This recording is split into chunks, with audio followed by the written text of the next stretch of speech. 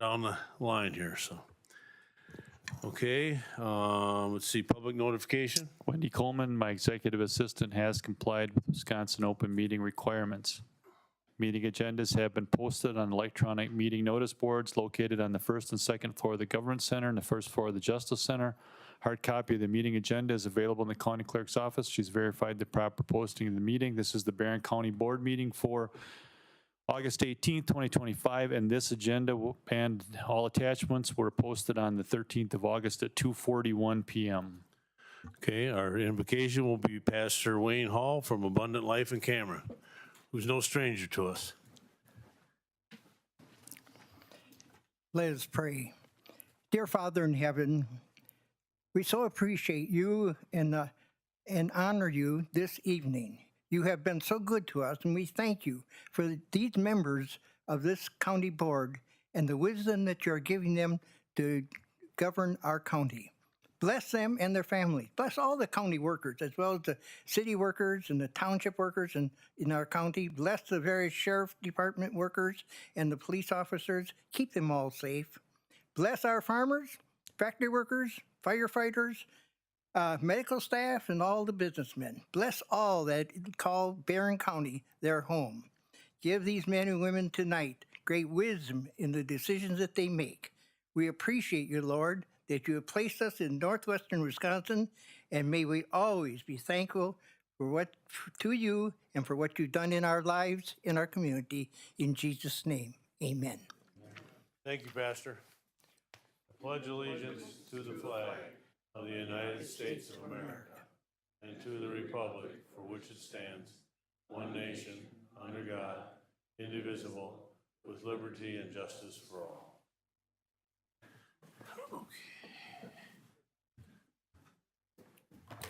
Okay, under special matters, our new sheriff is going to, Jody Comet, is going to tell us some things about herself. Do you know how to work that mic? Got it. All right. Only because I saw the pastor do that. So. I'm Jody Comet. Obviously, I've been appointed as your new sheriff. I was born and raised in Cumberland. Have a few Cumberland Beavers here with me. Stacy, Jamie, Craig, Dennis, everybody go Beavers. But anyways, I worked 31 years with the State Patrol. 27 of them were here in Barron County, so it's not like I'm new to the county. I'm pretty familiar with the county. My husband Riley is a special agent with the Department of Justice. I have two stepchildren, Ashton and Carter. They are just finishing recruit school. They've been hired by the Eau Claire County Sheriff's Department as deputies, and they'll start there in October. So kind of stays in the family a little bit here. I'm excited to be here and excited to meet all you guys. I've heard nothing but good things about this county board, which makes life a lot easier for me, or is going to, I think. So I'm very happy to be here. Anybody have any questions? All I can say is it's vice versa. We heard a lot of good things about you too in the short time you've been with us. So thank you. Thank you. Appreciate it. Good luck with everything. Yep. Who's doing the proclamation? Okay. Okay, I did sign that rail proclamation. I believe it was in the packet, so we do that, pretty much do that every year. I do not see Burnell Hanson in the crowd. Well, if you're online, we've got a plaque for you. To Burnell Hanson, County Board Supervisor, District 21, in grateful appreciation for service and devotion to the citizens of Barron County, February 2014 to July 2025. So I'd just like to thank Bun for all his service, and he was our second vice chair, and I know he hated to get off and he wanted to at least finish out his term, but things don't always work the way we want them to. So just want to thank you, Bun, and I'll get this to you along with your paycheck. So all right. Let's see. The agenda. I'd like to move item number 15, which is the juror per diems, up to 8A, so that the judge can go home and get a decent meal. Somebody want to, let's see, want to approve the agenda with those changes. Motion by Supervisor Moen, second by Supervisor McCready. Any concerns with that agenda and that change? Not, let's vote.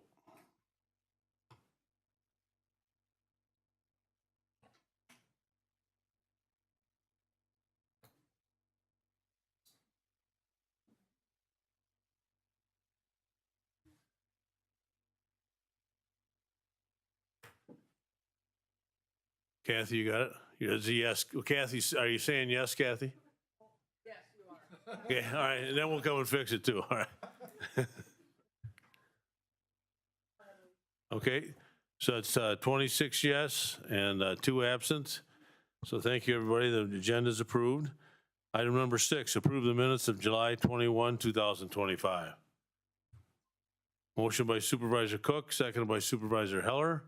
Any concerns with the minutes? Not, let's vote.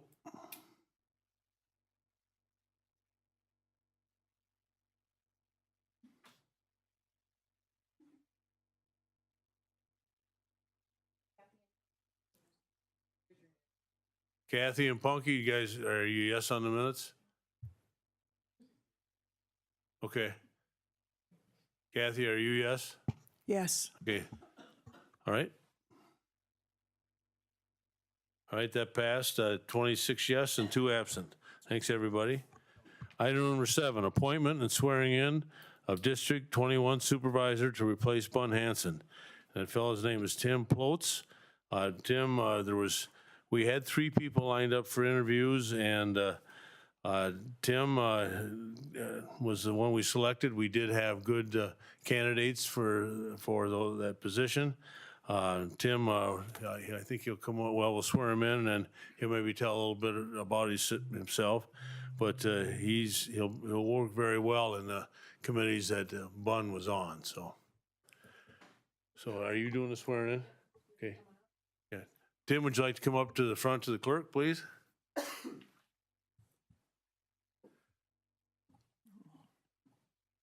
know him. You do? Mm-hmm.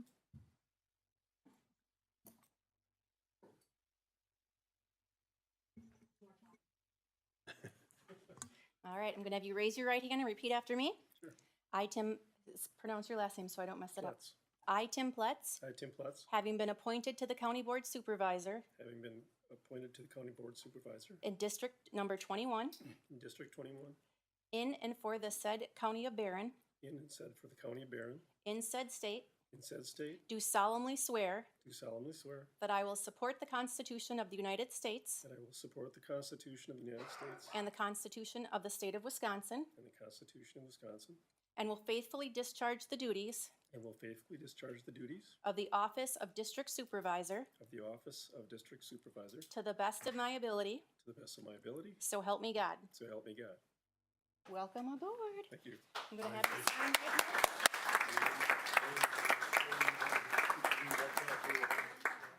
Sign before you walk away. Make it official. Right here. Yep. And then this one is yours. That's your certificate of appointment. All right, thank you. Thank you.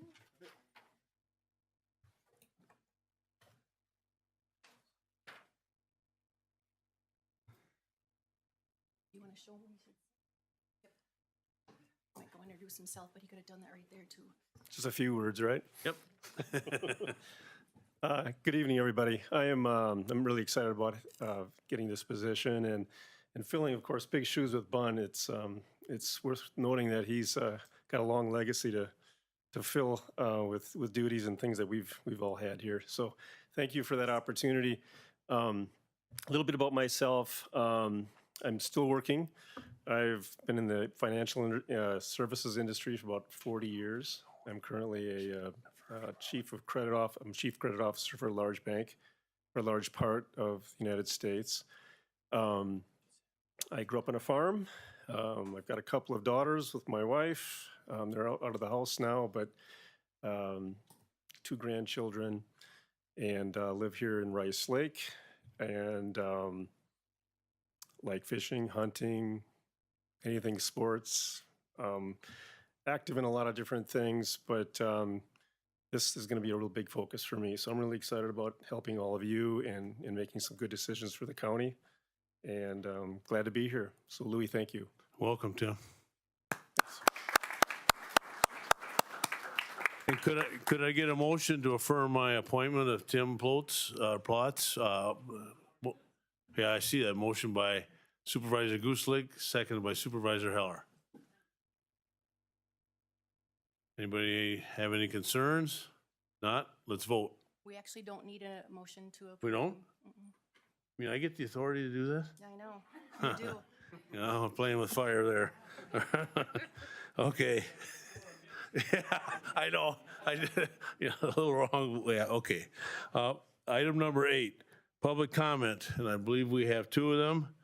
And Sheriff Komet, I guess you're up first? Or is it Jason? All right, you're doing it, Jason? It's a All team 3, effort. okay. It's a team effort. All right. I just want to take a minute to publicly recognize a couple of our officers here, or a couple of our employees or staff for a great job they did on a call.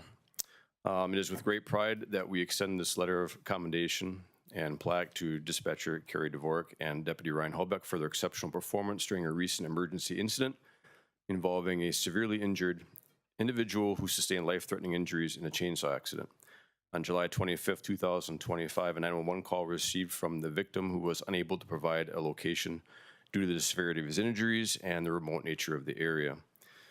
Dispatcher Carrie Dvorak demonstrated outstanding professionalism, calmness, and persistence in gathering critical information from the various resources available and utilizing those resources to narrow down the victim's location.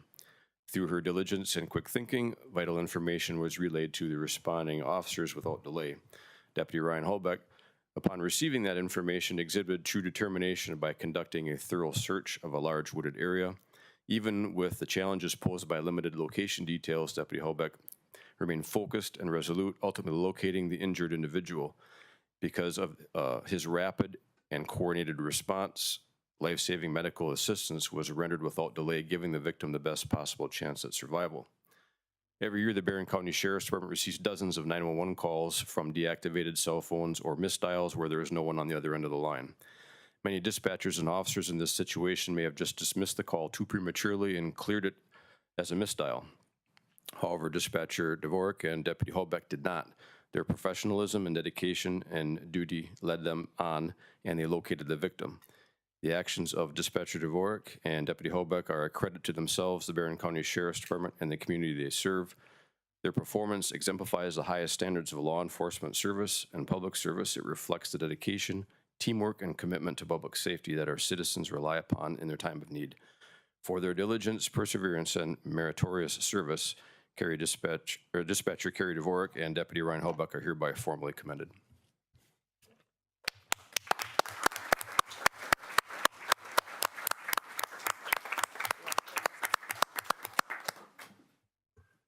Thank you 2 very much. No, just them. That's them.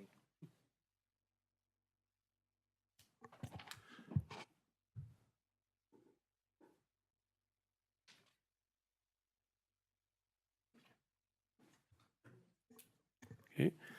All right, item 8A, which was 15, it's the resolution to increase the juror per diems. Did I get a motion for that? Motion by Supervisor Olson, seconded by Supervisor Turcott. Is there any questions or concerns on that resolution? Not, all those in favor of increasing the jurors' pay? Let's vote.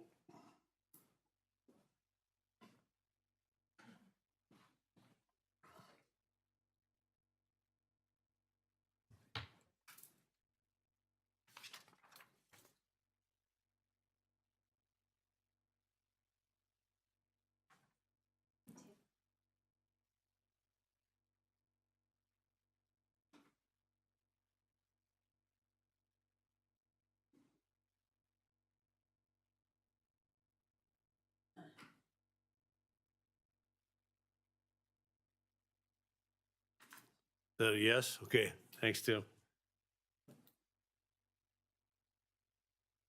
Okay, it's 27 yes and 2 absent. Thank you. The resolution passes.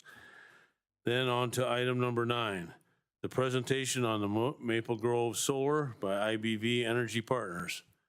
And, hi. Well, you know what to do. Yes, sir. Good evening, ladies and gentlemen of the board. Thank you for having us this evening. My name is Robin Size. I know of met or seen most of you. You guys are probably familiar with the other gentleman, my project manager that's been working this site for several years. His name's Colin Wadesky. He's not here tonight. He got married a couple of years ago. I think he's on his 4th honeymoon or something now. And they're always conveniently timed. So you get me. I'm the lowly co-founder of the company, head of business development and chief coffee maker for the company. So, but I've been here since day one. We started this project back in 2020, 2 days before basically the country shut down for COVID was the first contact we had to start working here. So it's been a long process. And before I go into the short presentation, I wanted to say thank you for working with us. Thank you for the outreach. Thank you, one, for standing up for your county and your townships to make sure that you're being taken care of and the things that are important to you are being taken into account for this project. You did a great job, all of you. Thank you so much. So next slide, please. So the project is 228 megawatts of solar and battery storage. It's broken into 2 phases. The first phase is 148 megawatts. That was what initially was put into the interconnection queue with MISO to be studied. And then there was a second phase, which is 80 megawatts of solar and 50 megawatts of battery storage. Total a little over 1,500 acres, 7 main landowners within that. We went through the process of obtaining all federal permits, state permits, and we received our CPCN final decision in March of 2025. Life expectancy of the equipment, solar panels and racking and everything here is 35 years. Next slide, please.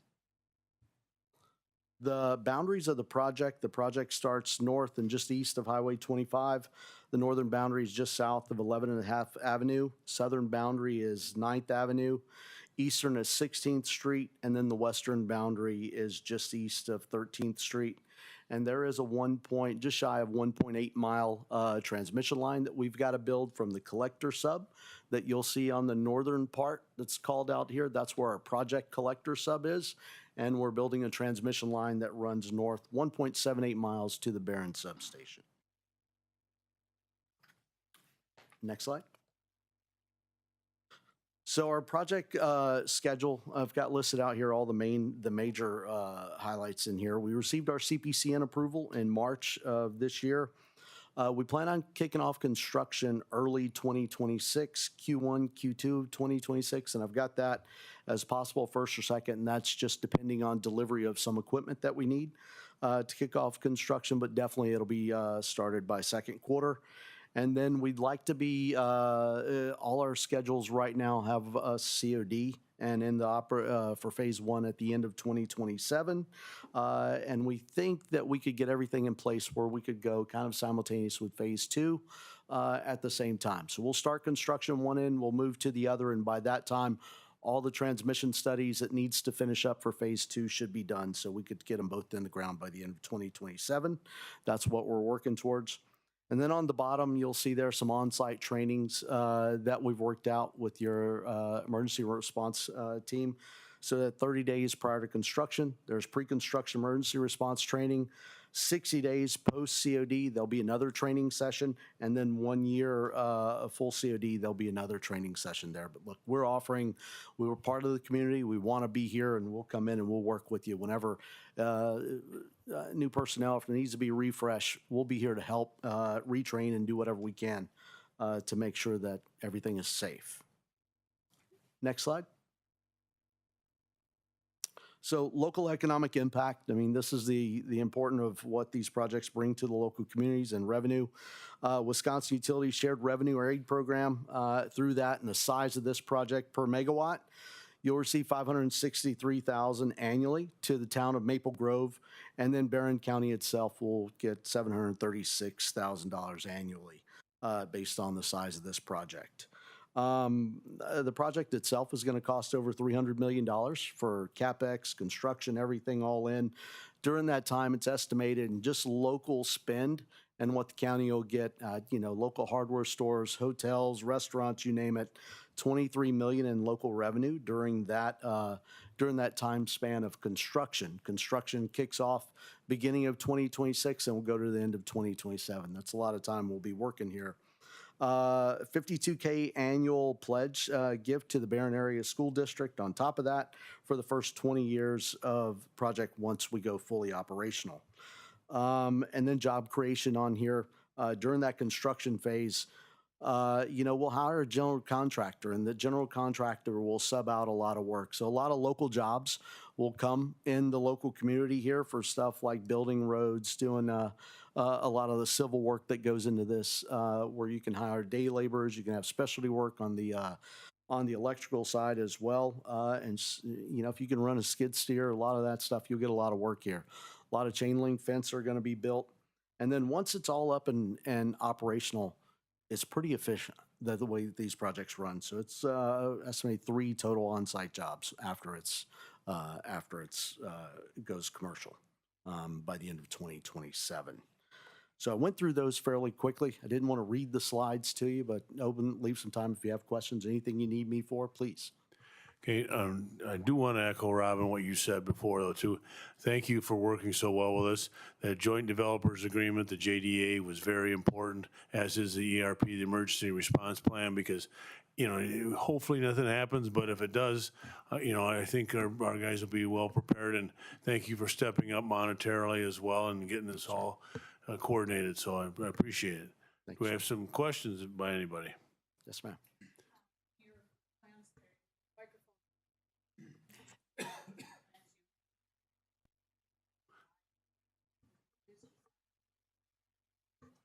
Dry hydrant. Carol, I can't hear you really.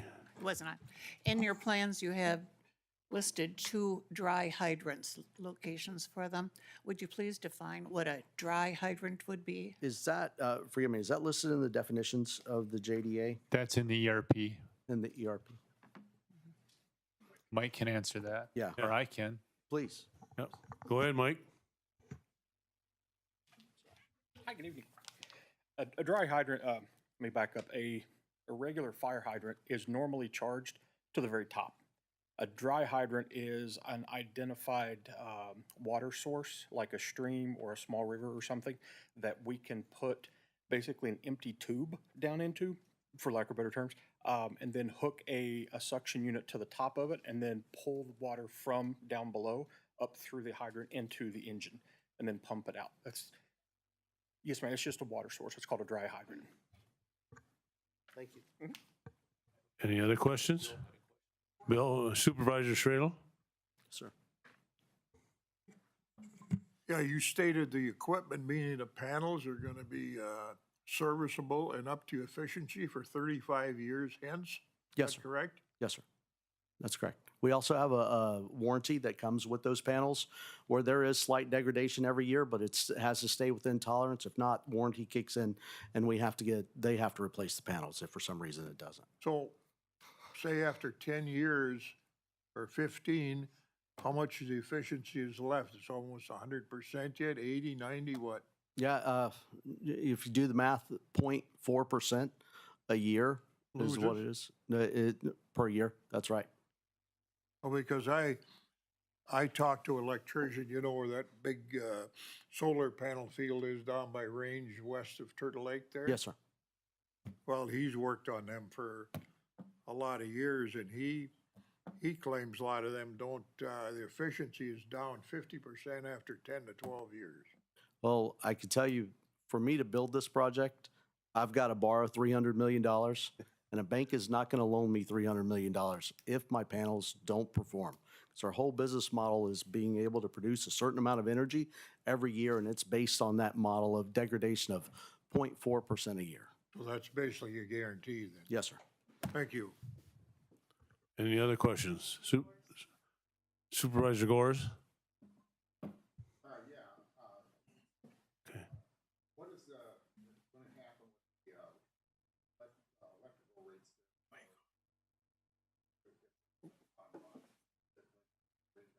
Jim, is your mic on, Jim? Yeah. Okay, you must have to be closer to it then. Anyhow, I was wondering what is the rates, the electrical rates going to go down then or what?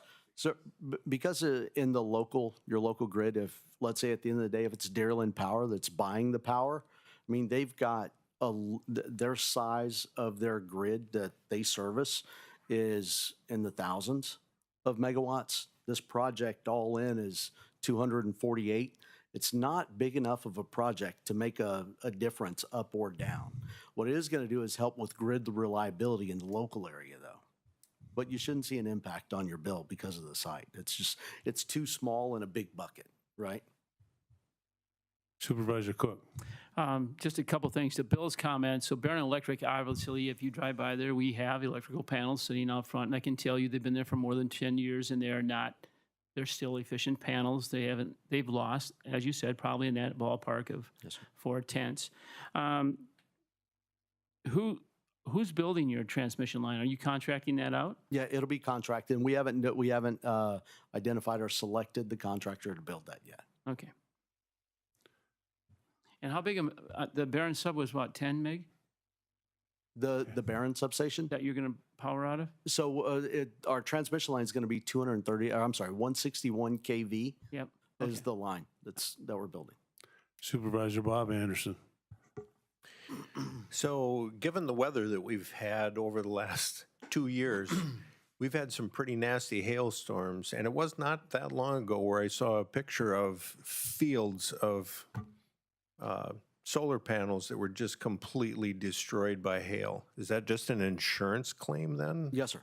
It's an insurance claim. We will have some panels on site to replace for anything that's out of the ordinary. But when you have events like that, it's an insurance claim. And again, I'm only getting paid for the power I produce, so we're incentivized to get it fixed quickly.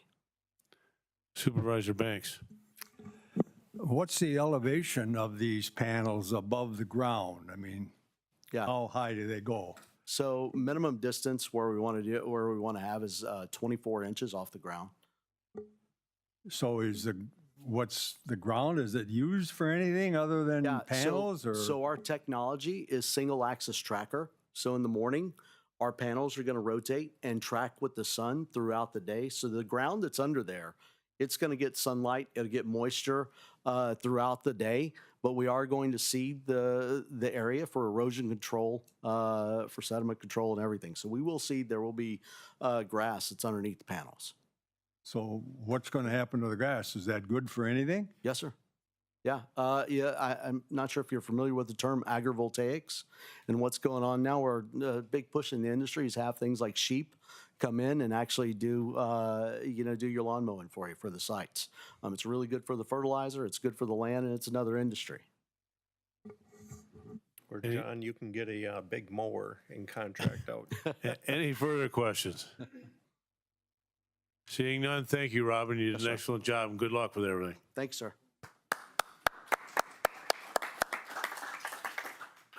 Okay, item number 10, the presentation from West Central Wisconsin Regional Planning Commission. Scott Allen is our executive director.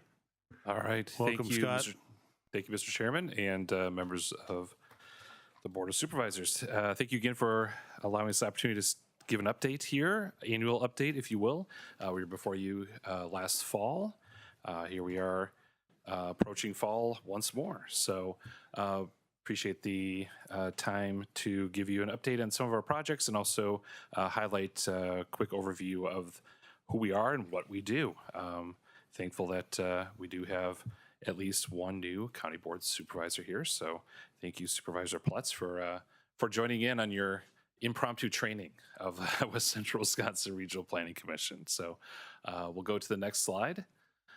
Regional Planning Commissions themselves, there are 9 of us. I'll show a map here in a moment, but West Central Regional Planning Commission is your regional planning commission. We were created back in 1971, so we're almost 55 years old already. And we are formed to work on a variety of topics, as we see here. I'll get into those here in a moment. So the next slide. Here is that map of the 9 regional planning commissions in the state. We are listed last only because of the alphabet. So you can see there the 7 counties that make up West Central Wisconsin Regional Planning Commission. There are a few counties, primarily in the Madison and Milwaukee area, that are not members of a commission. There are a few others in the eastern part of the state that are also kind of operating independently. but that is not the case here in western Wisconsin for the entirety of the western part of the state, including west central Wisconsin. So the next slide, please. Again, we are governed by a 21-member commission, so with 7 counties, that's 3 per county. Again, appointments are made by the county board, so you have that opportunity to appoint 3 members to the commission every even-numbered year following that spring election. So kind of April, May timeframe of next year, you will have an opportunity to do this once more. From each of the counties, so each of those 3 appointees or commissioners from each of the 7 counties then select 1 to represent the county on the executive committee. So it's a 7-member executive committee. And the next slide, thank you, will show, again, just a little bit more zoomed in map of where Barron County lies within the 7-county region.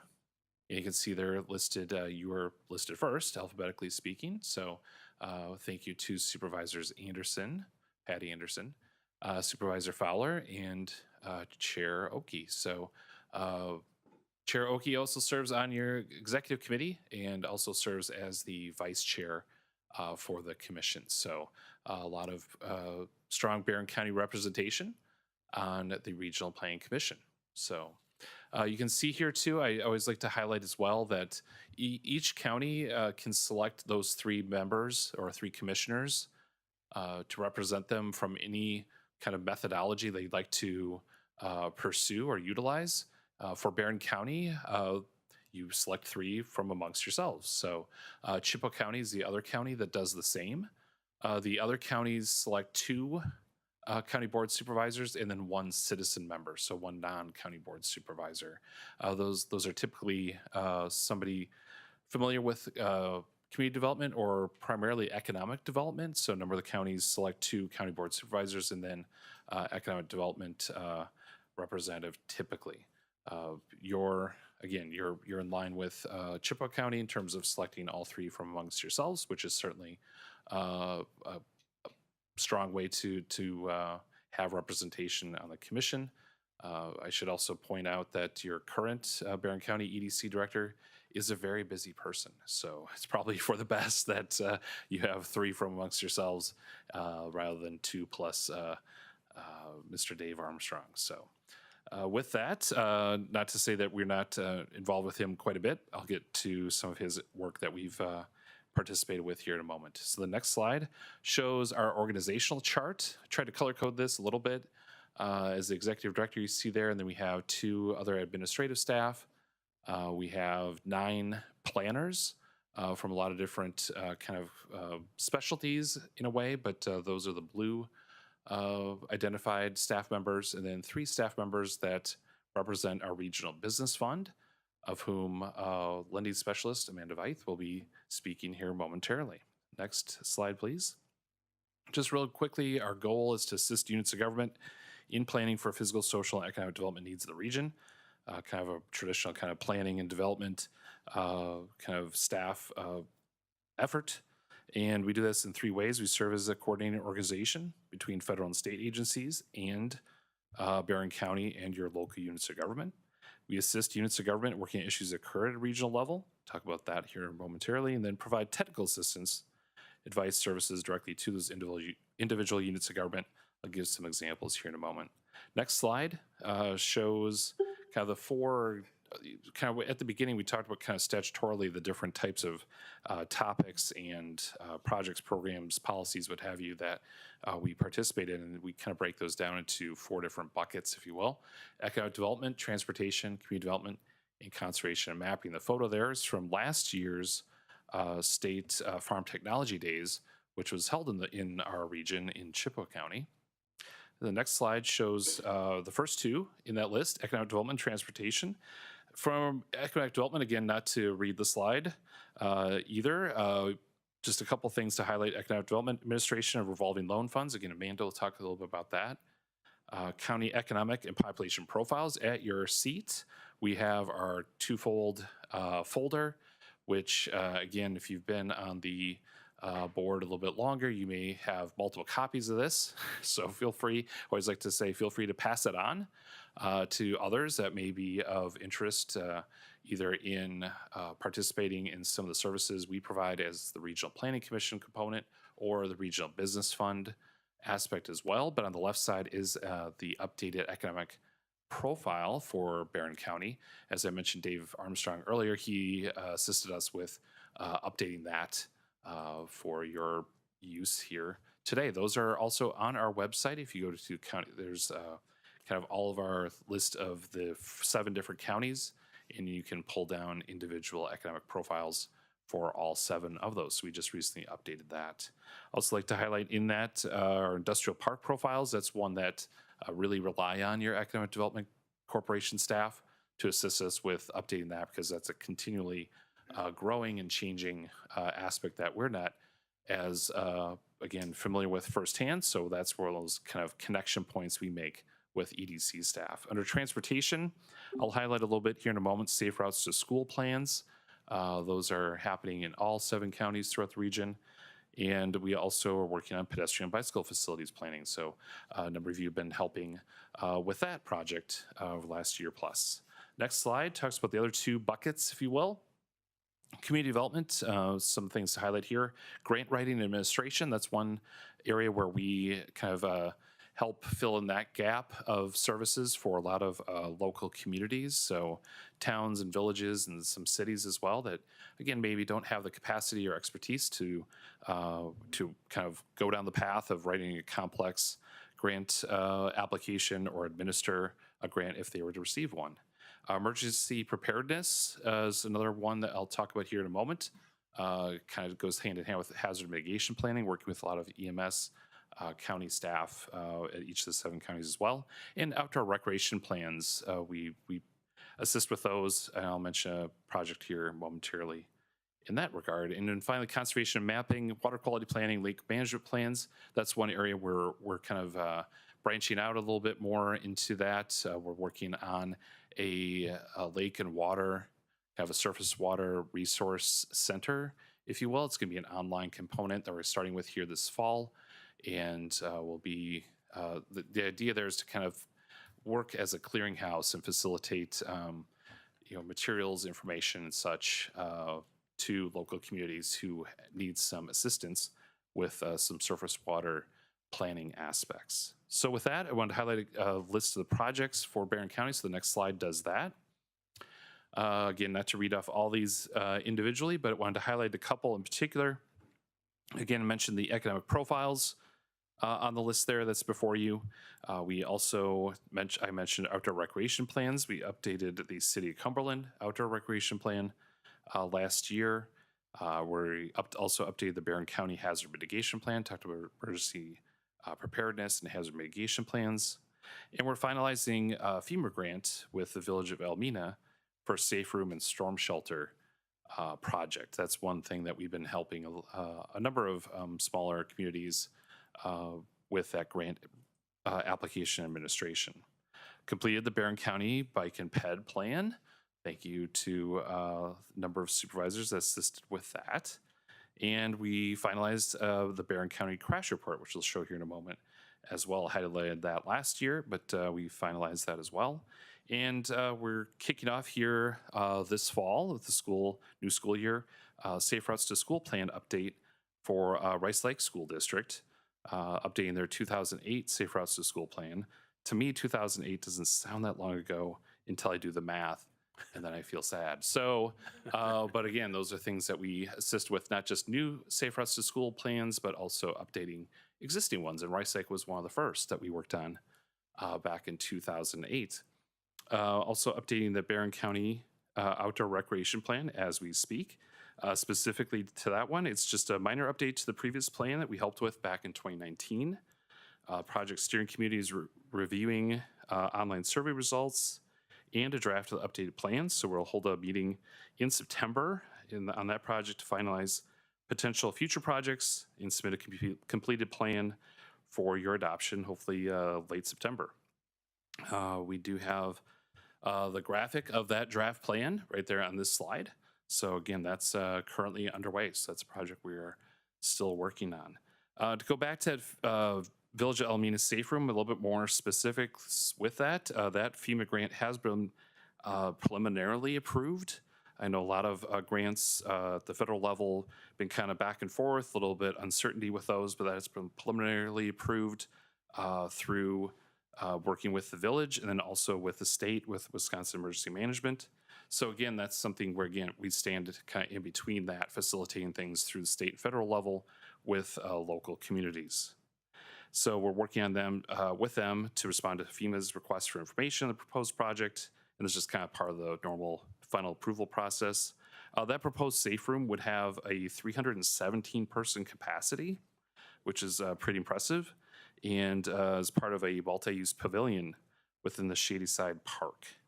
So if you're familiar with that. The grant application is made possible by a recent update of the Barron County Hazard Mitigation Plan. So as I mentioned, updating that hazard mitigation plan helped allow the village to access funding for that important project. And the county board adopted that last March of 2024. So the Regional Plan Commission prepared both that mitigation plan update and the Safe Room grant application. So just wanted to highlight that as a specific project that's been achieving some success here as we go along. We'll go to the next slide, just show a few images from some of those projects.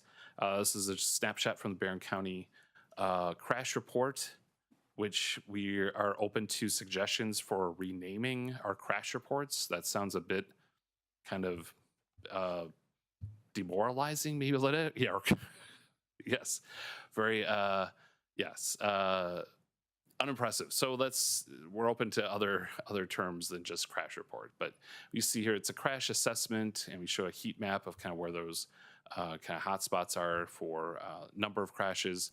And again, we kind of break it down by, kind of wildlife crashes, bicycle crashes, unfortunate pedestrian crashes, and then obviously, sadly, some fatalities in those numbers as well. But it's helpful too again, especially for local communities, towns, and villages in particular, to look at some of those areas so they can identify perhaps some intersections or other roadways that perhaps may have some long-term safety issues. You can find that report and the reports for other communities we worked on under our services tab on our website, and it's under rural transportation. So most of these crash reports are funded through rural transportation dollars. We'll talk about kind of where our funding comes from here in a moment as well. The next slide talks about safe routes to school plans. You can see there are yellows kind of highlighting Rice Lake Area School District, and that's again that new plan that we're working on currently. Other existing plans throughout the county. So Barron County is pretty well covered, although I heard some reference to Cumberland earlier. So if anybody has connections yet to Cumberland, let us know. I would like to work with them on actually putting together a Safe Routes to School plan. And just real quickly, a Safe Routes to School plan is kind of what you think about, it is what it says it is, in that it's a plan to help, again, school districts in particular, but working with their local communities to build safer routes to school. So to various schools or specific schools, it can be just a specific school-related plan, but it's, again, not just busing and other vehicular transportation for kids to and from school, but how can we improve the safety and encourage kids to utilize bikes or walk to school, kind of like at least I used to do back in the olden days, as I tell my kids. So, but again, Cumberland and even Prairie Farm, if there are any connections there, would love to hear some, if there's any interest in looking at that. Because again, these are some of the areas that we receive some outside funding to make those plans happen, and would love to work with those school districts, but again, starting with Rice Lake here this fall. The next slide, as we wrap up some of the financing budget side of things, this is our 2025 budget. A little bit hard to read here, but you can see here I wanted to highlight in particular the kind of the 10 o'clock to noon wedge, the green wedge that says 17%. That is the levy funding revenue that we receive. Again, a combination from all 7 counties each year. So we are a portion of our budget is levy funded. Again, that's dictated by state statute. There's some kind of multipliers based on equalized value that the commission reviews every March. So already in March, they were thinking about the 2026 budget. So those numbers were approved. It was just a 3% increase from 2025 for 2026. And again, that's applied across the entirety of all 7 counties. I wanted to highlight there too, the purple wedge is where kind of where we fill in the gap with our revenue with contracts.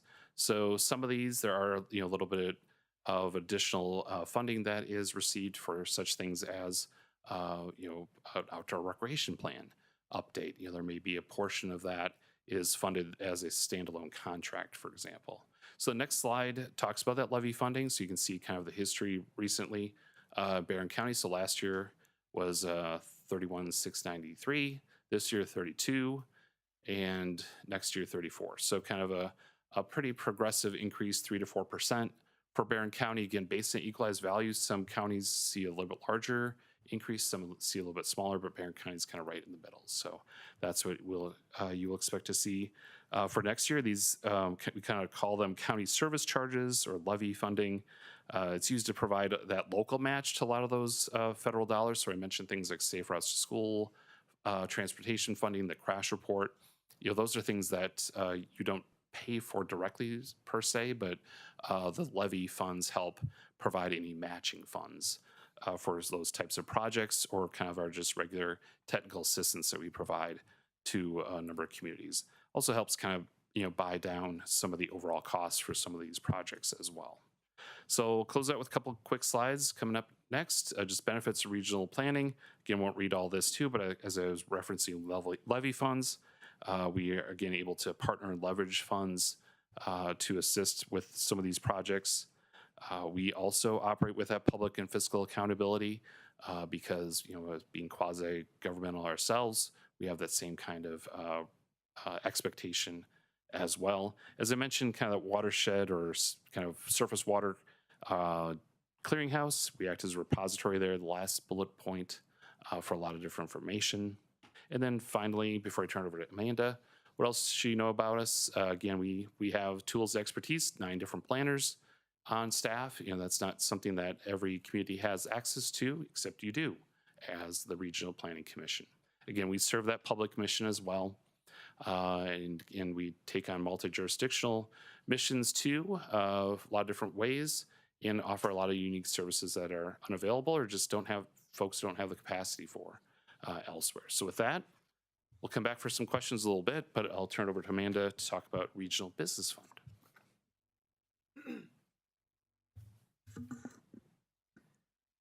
Hi, everyone. Thanks for having us again. For those of you who don't know me, I am Amanda Veith, the lending specialist for the West Central Wisconsin Regional Planning Commission. Most of my time is devoted to working on the contract that they have with the Regional Business Fund. So the Regional Business Fund is a nonprofit, and it was created by the Regional Planning Commission to administer business revolving loan funds. The nonprofit RBF is staffed by the Regional Planning Commission. It consists of myself, Toby Lemahue, who you see up there. I split counties with her, and our third part of the team is Jennifer Brixton, our processor, who handles all of our paperwork and administrative duties, bless her heart. Next slide. The Regional Business Fund has a 9-member board of directors. You can see the 9 board members on this slide. You'll see Pam is on our board as the Barron County representative. She came onto the committee last year, I believe, and we're really appreciating her being there. Next slide. We offer 5 different programs. We have low interest loans that we offer to businesses that provide an economic business to the region. Our region is matches the 7 counties that Scott was talking about for the Planning Commission. We have our funds are flexible and can be used for a variety of different financing needs. These programs listed here do not compete with the traditional banks and credit unions. Rather, they can provide an additional source of capital if and when needed. So if you have any questions about those, you can contact us, look at our website, or there is a brochure in the packet that was handed out for the full details of the RBF programs. Next slide. This is just a snapshot of the impact that our loans have had on Barron County specifically. So since we were created, we have helped out 773 businesses, including 96 startups with loans with over 7.9 million in financing. It revolves, so as they pay back, we can relend those funds. The businesses that we've helped have projected to create or retain 526 jobs in Barron County, and we have leveraged almost $48 million in private funding. Next slide. The next couple of slides are some businesses that we helped recently. So this first one is Evergreen Artisan LLC. It was established in 2023 to operate a custom engraving and gift creation business by Samantha Davis, the owner there. They utilized the RBF micro loan to purchase new equipment so they could make bigger and better projects for their customers. And then a little bit of that went to working capital to update their online presence. Next slide. This one is one you should be familiar with. Christine's Dance Studio has been a part of Rice Lake since 2008. They teach dance to students 3 to 18 years old. Last year, they actually purchased a historical building in downtown Rice Lake and renovated it into a state-of-the-art dance studio. They utilized the revolving loan fund for that. And then this spring, they utilized our facade loan program as a downtown business to renovate the exterior of the building as well. It was painted, there's new windows and signage, and there are plans for a mural wall. The pictures up there are some of the pictures of the new exterior. Also assisted this year, I don't have them included in the slides, are Clutch Properties. They have a facade loan in progress in Rice Lake for the Napa Auto, and then Just Playing Childcare, also in Rice Lake. They received funding to move from an in-home childcare to a larger space and have a licensed group care. I just received an update from her. Things are going well, and she plans to be inspected and licensed by mid-October. She also obtained a Quest grant that helped her update some appliances, furniture, and is going to help pay for a couple months of wages as she adds those employees and opens up that bigger daycare. Next slide is the RBF committee members. All of our loan applications, they go to a committee for decisioning. So these are our committee members here. I'd like to recognize them, including the board member Pam Fall, and then the Barron County committee members that you see up here: Tim Gerber, Adam Skinner, Rod Norby, Carrie Stanford, Bruce Markin, and Dave Lentz. They all help us immensely in analyzing those requests and giving us the thumbs up. And then I'd also like to thank Barron County Economic Development Corporation, Dave Armstrong, any other economic development individuals out there, and community members who share our projects with the community and different business members. Does anyone have any questions for Scott or I?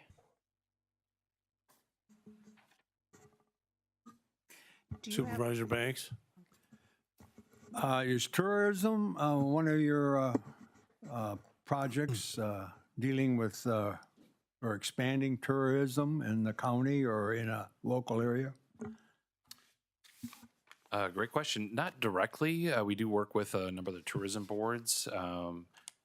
In a more broad way, we are working on a regional outdoor recreation plan for a number of counties in conjunction with Mississippi River Regional Planning Commission to the south of our boundaries. So branching out a little bit more into that, but it is like with the EDC directors for each of the counties, we kind of team up with them, but not directly as regional planning commissions. So it's more of a partnership and less of a specific project we take on.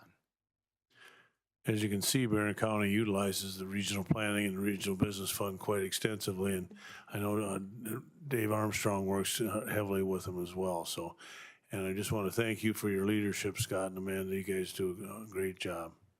Did anybody have any other questions? Carol? Yes, I was wondering if you have any future plans in the works for housing assistance, providing housing assistance in Barron County. Also a very good question. Not too much like tourism, we partner with others. We do housing studies, so we do some housing needs assessments, finishing one up for St. Croix County currently. So we, again, try to partner with and make those connections to a lot of other resources different habitats for humanity, Chippewa Valley, St. Croix Valley, and then also, again, make that connection back to the state with WIDA funding and such. Again, there too, you have a really strong advocate in Dave Armstrong with his hat as a state legislature, working on making some improvements to allow those funds. So again, more on kind of the planning and financing side, and less on actual physical construction projects. Supervisor Cook? Again, thank you very much. A lot of good information here. I'm always interested in see where our aging population is, and over 65, that group is 10,817 in our county, makes up 23% of our population. And as a county board, we're always dealing with Office on Aging and those types of things, housing, whatever that may be. But so thank you for the information. The question I have is, of your $1.8 million budget, what percent of that goes to administrative costs? That's a great question as well. I don't have that number on me, so I hesitate to really guess what that is, but it is a portion of each of those wedges of the pie. So there's a percentage within each of those. So we didn't break down, that's the revenue side, but I didn't break down the expenditure side. But your chair can speak pretty strongly to our finances are very sound, in that we even have a pretty robust reserve fund balance that we maintain every year as well. The executive committee really goes over it, as does the full board approves it, but we go over the salaries and the health insurance and all the things. And he pointed out there the contracted revenue, that's their largest revenue source. It's approaching 700,000 of that budget. So they're a fine organization. They really work hard in going out and drumming up business. Well, a lot of it just comes to it because they are good employees. So I don't have the answer.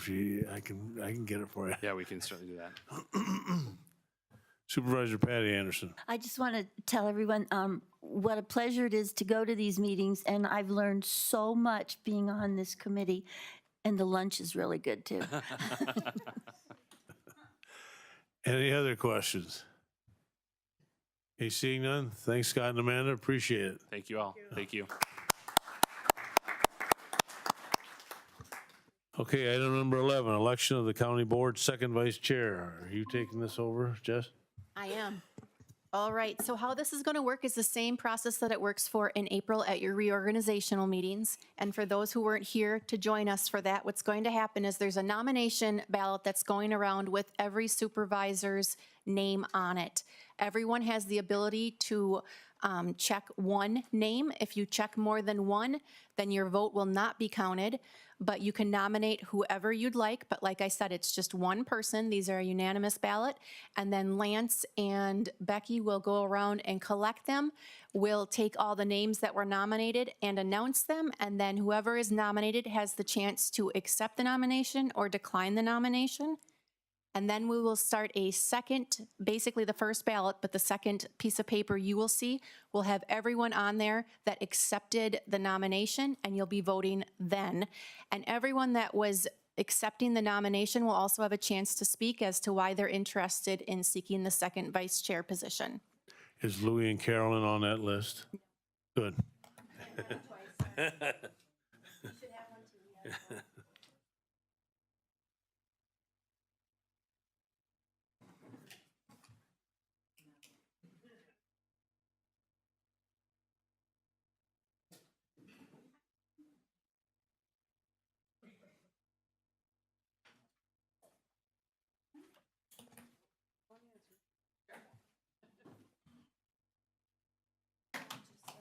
Just check yourself. Check yourself. You want to get out of here tonight? Yeah, I know, right? Lance, you want one? I know, but this is going to be a long one.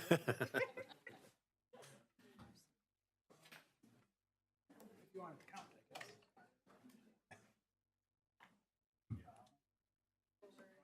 So if there's more than two highest vote getters, and then they have a runoff election. And you vote until somebody gets a majority. The county board chair in Ozaukee County, 38 votes. Wow. 38. They finally wore somebody down, I guess.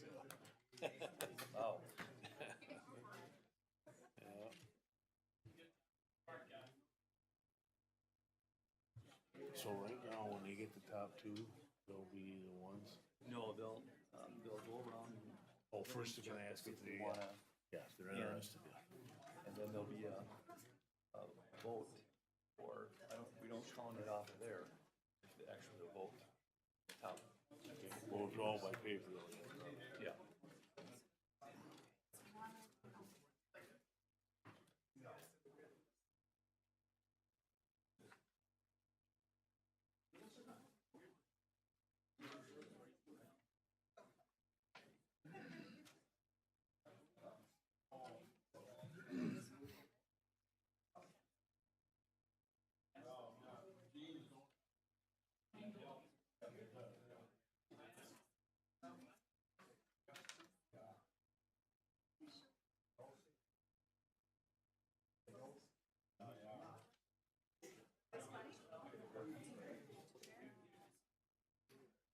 Is Nate here because of the ATV stuff? Nate Nelson. He was back. He told me some stuff. But here? Okay, is everyone ready for this next step? Maybe, maybe not. All right, so receiving nominations for the second vice chair, I'll list everyone off and then I'll go back and ask if you're accepting the nomination after everyone is read off.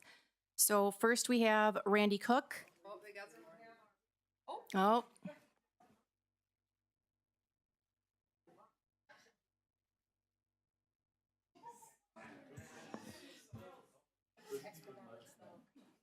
They could be extra ballots. My new deputy is known for that, just, that's. This is not Chicago.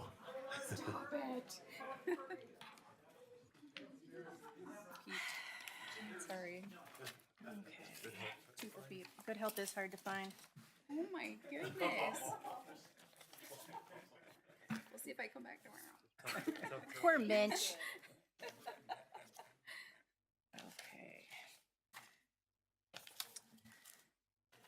All right, we're going to start over one more time. So for receiving nominations, the first one we have is Randy Cook. The next one we have is Bill Efforts. The next one we have is Craig Fowler. The next one we have is Dana Heller. The next one we have is Roberta Mosentine, sorry, Punky. The next one we have is Gary Nelson. Next one is Pete Olson. Next one is Pete Schneider. Next one is Craig Turcott. Next one is Diane Vaughn. And then we also have Stacy Wenzel. So now we'll go through and I'll call everybody's name that was nominated and you can tell me if you would like to place your name on the ballot by accepting the nomination or if you'd like to decline. So we'll start with Randy Cook. Decline. Bill Efforts. Respectfully decline. Craig Fowler. Respectfully decline. Dana Heller. Roberta Mosentine. Gary Nelson. Pete Olson. Pete Schneider. Craig Turcott.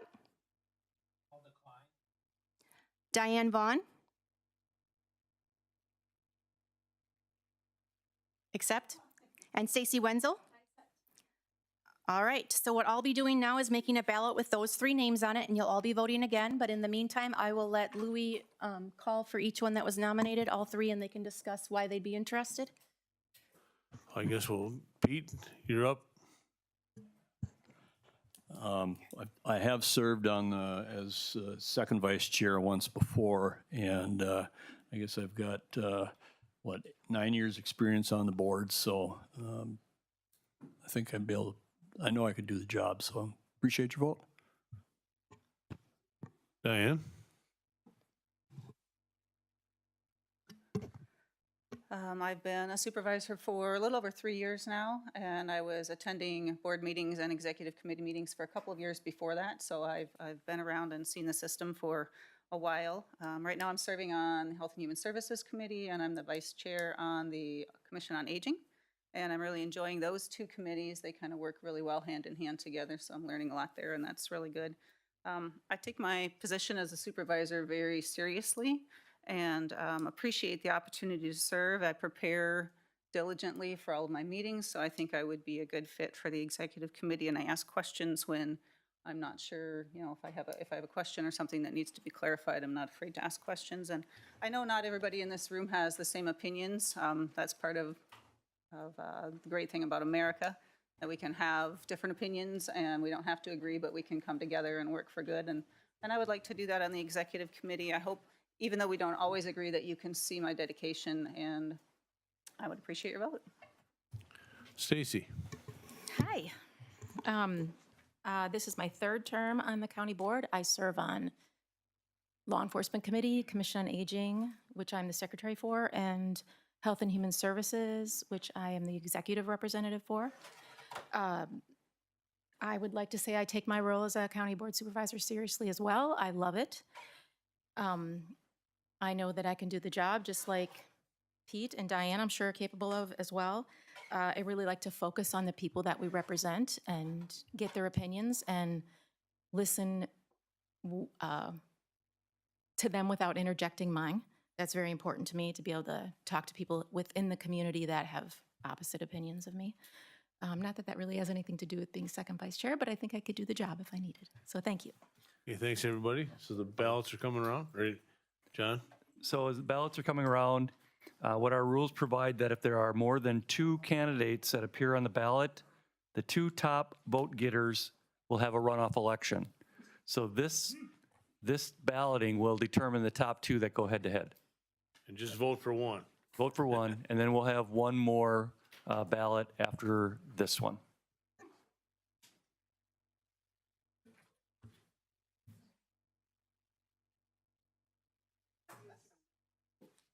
Nice to say just if somebody gets a majority this time. If somebody gets a majority this time, it'd be nice to say that they're the person. But the way the rules say it is that if there's more than 3, you will have a runoff. I want somebody to, Gotta follow the rules. I want somebody to say that they should have had an opportunity. So. Yeah.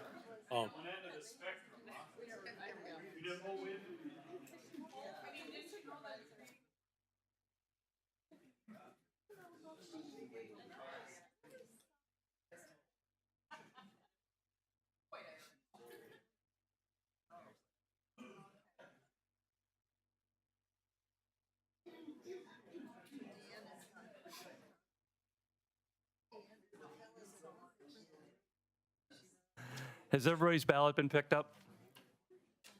Thank you.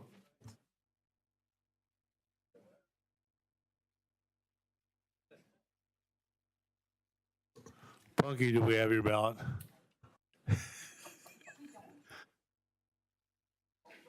I'm just kidding you.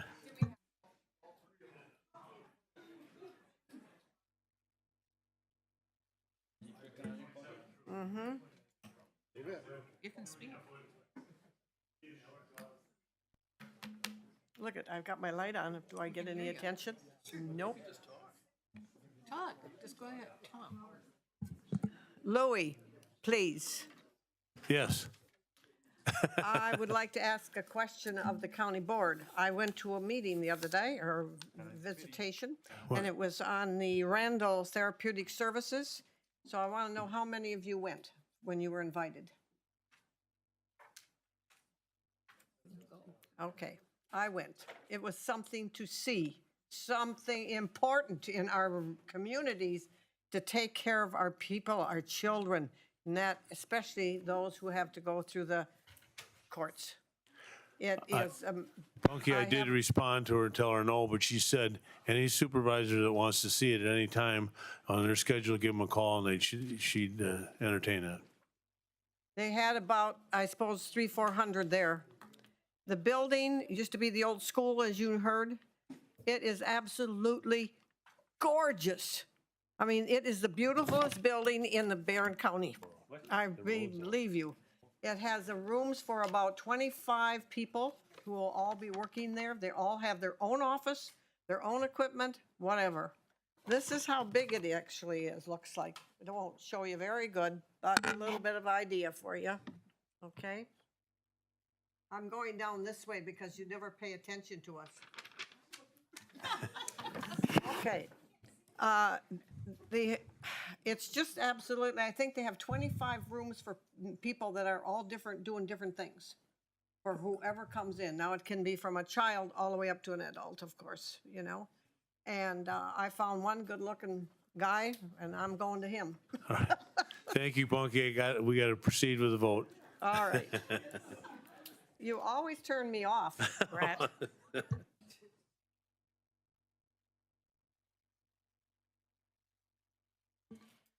All right, the top two vote getters for that ballot were Pete Olson and Stacy Wenzel. So we'll make another ballot with those two names on it, and you'll be voting again.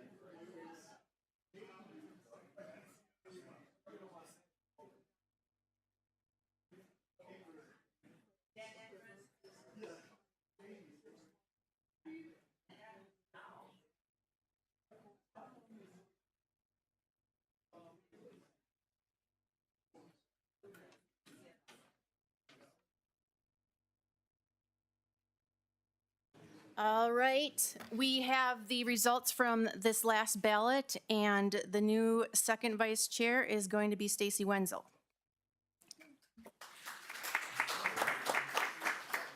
Congratulations, Stacy. Now John has an update. Congratulations, Stacy, and now John has an update. So I believe that Stacy is on the executive committee already as the Health and Human Services representative. So the Health and Human Services Board is going to have an election to have your executive committee representative. So, you know, your agenda, I think you're meeting next Monday. You could probably amend your agenda and add it for next Monday, but in any case, somebody will have to replace Stacy. Stacy, and we have agenda planning once a month where we talk about what's going to be on exec in the county board agenda. And that is the same day as Health and Human Services. Carolyn, we meet at 8:15 and then they usually, you meet at 9:30? Yeah, so next Monday at 8:15 upstairs. Okay, thank you. Okay, item number 12, the zoning ordinance amendment to the rezoning the town of Almena, Joseph H. and Penny L. Moles. Motion by Supervisor Guslick, seconded by Supervisor Jenkins. Any concerns with that rezoning? If not, let's vote.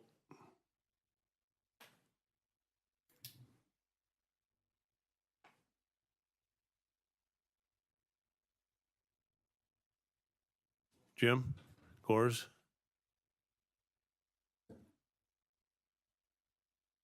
Is it a yes, Jim? Yes. All right. All right, 27 yes, 2 absent. Thank you. That zoning is approved. Item number 13. Now, 13 and 14, I just want to tell you ahead of time, and it probably doesn't, I don't probably need to say it, but I'm going to anyway. That zoning's, you know, the solar farm has been approved. All of these things, this joint developers agreement and this emergency response plan are key. Where this, you know, I was very concerned, as were a lot of the people, that if we didn't get that, our first responders are left out there in the cold and what the heck to do with no training. And when it comes down to reclamation and a lot of other things, and some monies that are being involved. So it's very important that we had this JDA and emergency response plan developed, and I'm glad that the solar farm people went along with everything, and it was a good process. So I'm just saying it's important, because if we, you know, the taxpayers down the road will have a lot of trouble if we don't approve this stuff. So anyway, 13, resolution authorizing approval of the joint developers agreement for IBV Partners, Maple Grove Solar, and dismissal of the court action against the Wisconsin Public Service Commission.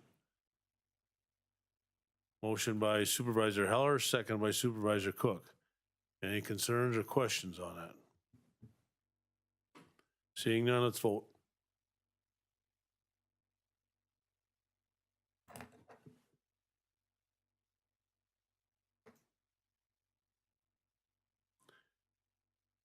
Passed 26 yes, 1 abstain, which I'm sure is Supervisor Guslick, and then 2 absent. So, all right, so that's resolutions carried. Item number 14, resolution authorizing approval of the emergency response plans for Maple Grove Solar and Barron County Emergency Response Plan. Motion by Supervisor Jenkins, seconded by Supervisor Banks. Any concerns with that resolution? Seeing none, let's vote.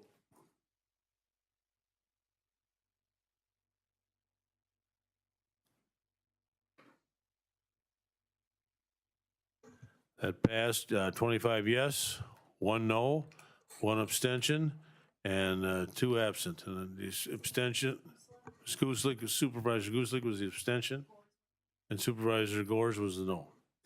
Okay, so that resolution's passed. Item number 16, and this one requires a 2/3 vote, which is 20 of our supervisors, authorizing the creation of a half-time person for a county forester as a Barron County employee. Motion by Supervisor Patty Anderson, seconded by Supervisor Jenkins. Any questions on that? Supervisor Schradel? What was John there? Was he a half-time? He was contracted. Yeah, I know, but, He wasn't an employee, you know. oh, he was contracted service. Correct. Okay. All right, thanks. I have a question. Supervisor Cook? So in executive committee, we talked about a halftime forester, halftime. So are we doing away with trying to find one to fill that? No, we have to create the position of the halftime forester because that position was done away with more than 16 years ago. Okay. The position that I put in my update and put in the packet, that's already been approved by the county board at the full-time FTE at the waste energy plant. Plus, there's a halftime person also available, so I might combine the two. All right. Hopefully we can find somebody. Right. Any other questions? Not, let's vote.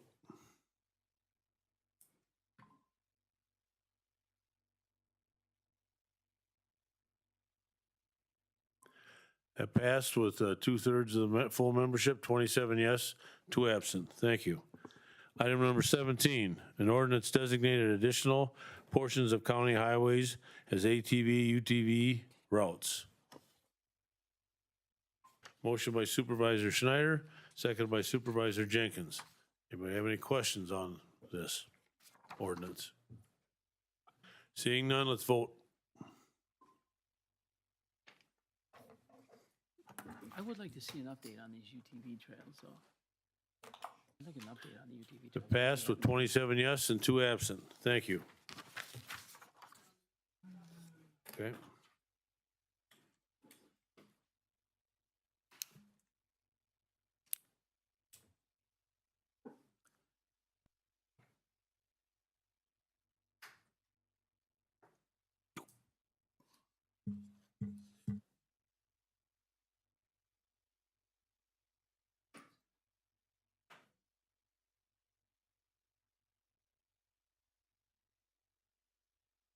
Okay, item number 18, ordinance to authorize county construction and maintenance of streets and highways. Motion by Supervisor Jenkins, seconded by Supervisor Wenzel. Any questions on that ordinance? Supervisor Schradel? Does that mean you're gonna contract somebody, or the county's gonna do it, or what we talking about? So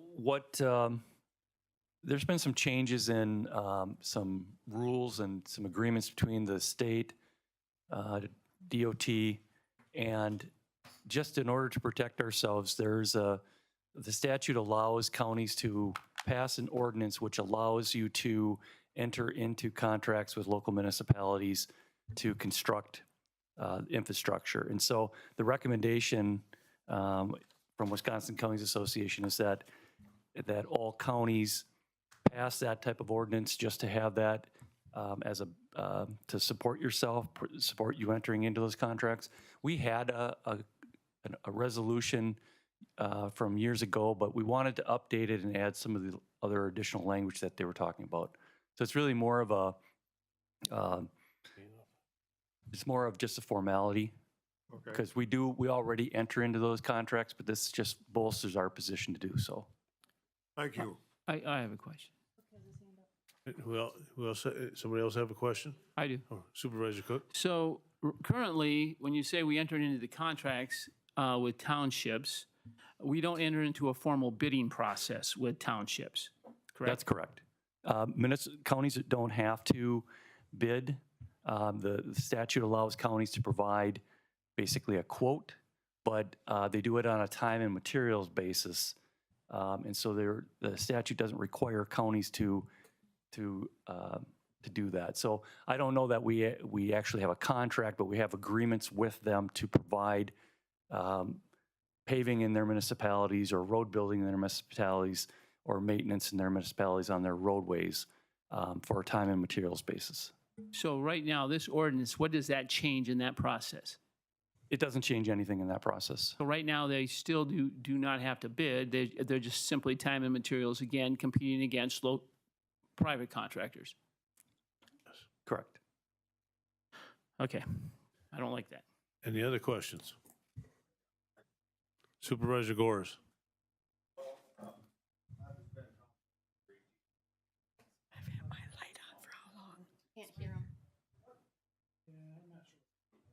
maybe borrow Dana's mic? No. There's something wrong with his mic there. They did that on purpose. No.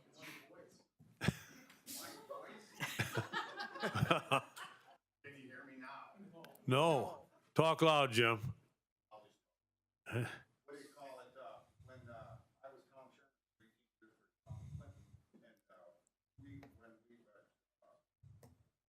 put out bids for a road project, whatever, the county, gave a quote, and they also, that was bid process, considered, like the county overpriced.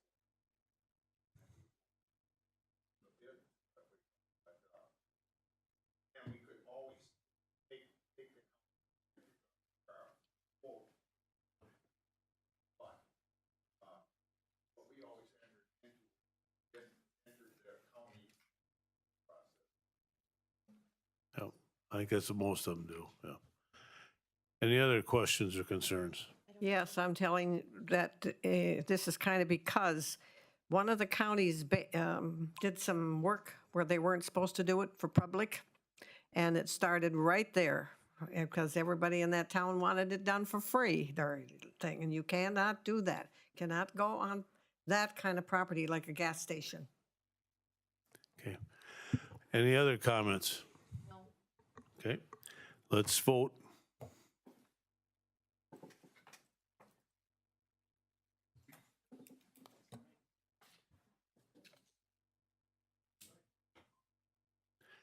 That passed, 26 yes, 1 no, and 2 absent. And no was Cook. No was Supervisor Mosentein. Cook. Cook, oh, Supervisor Cook, sorry. All right, number 19, report from the county administrator. Okay, so as you who have been on the board a while know that we're part of the opioid settlements across the United States of America. I want to update you on where we're at on that. The Sandoz participation agreement has been signed and returned to them. They will begin making payments across the United States of America. They're doing $99.5 million, so do the math. $100 million, the state of Wisconsin is 4.3% of that. The state legislature takes 65% off the top, we get 35%. Divide that by 71 counties, kind of know what we're going to get. The General 8 manufacturers who manufactured the opioids, their participation agreement is in the works. That'll be coming through DocuSign. I will sign that and send that back. I'll keep you informed on that.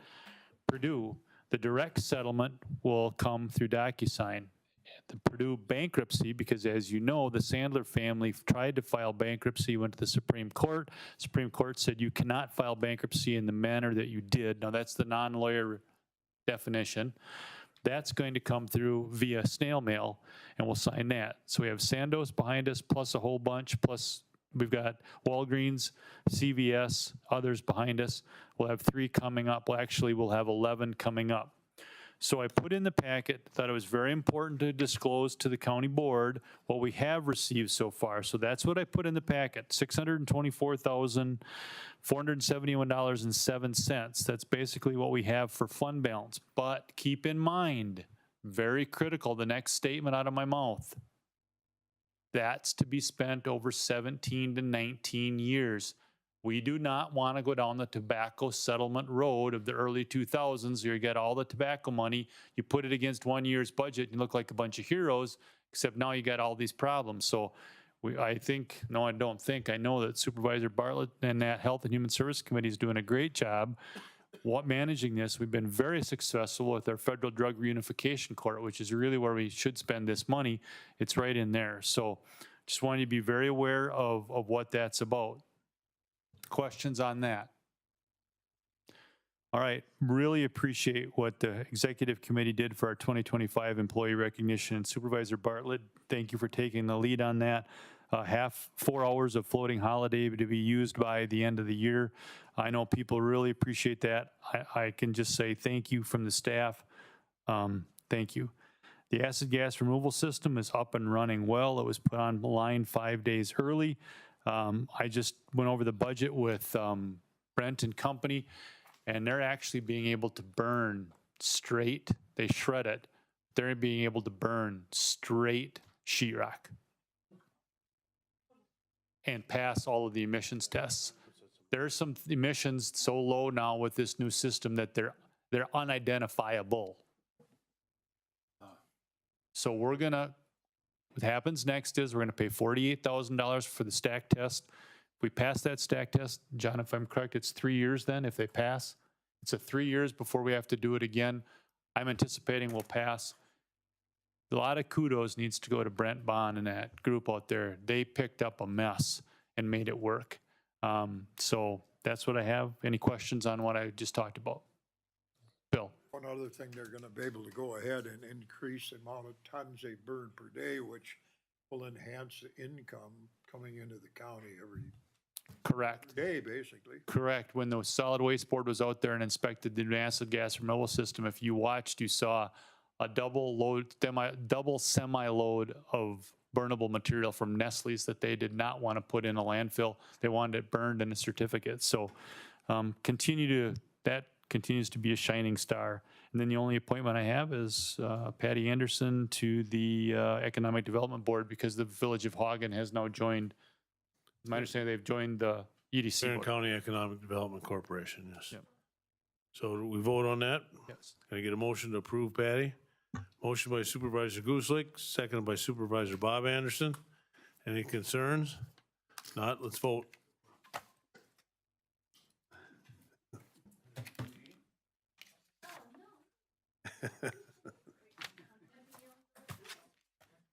Twenty-seven yes, 2 absent. Thanks. So you're appointed, Patty. Any, let's see, claims, petitions, and correspondence? Nope. Suggestions for future agenda items? We'll have the first draft of the budget should be ready to review. It's just a draft. All budgets should be going to committees where appropriate in September.